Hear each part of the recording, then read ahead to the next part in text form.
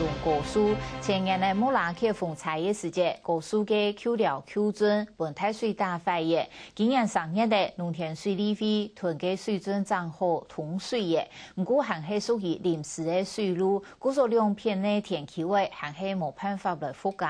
至于先前有农民讲，扣料扣准的土地太高嘅，会挨到天气位嘅排水，水利费每隔天新造嘅水准会越大很高层，都冇按高嘅。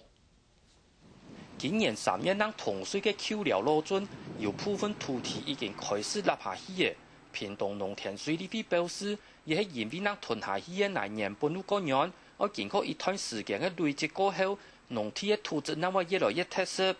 目前比如是1尺，第2档是半尺，第3档可能是15公分，当然伊愈是愈少，我开始积较济，愈是愈少。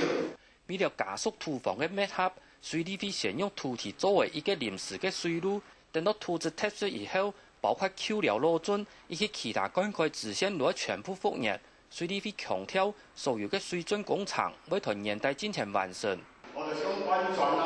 就是到年底以前，所有嘅物件拢该做好，今年时间拢规条该很多怎样？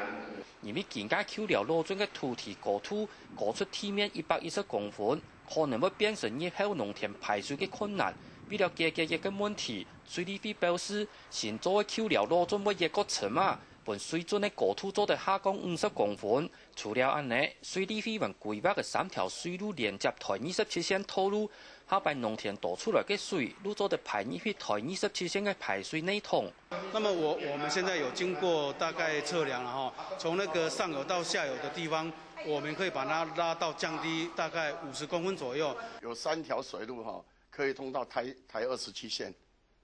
那台27线把这个排水就排到台27线。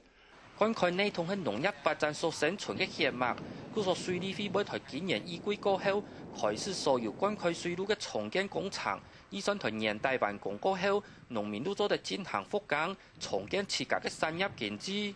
客家新聞陳文年屏東報道。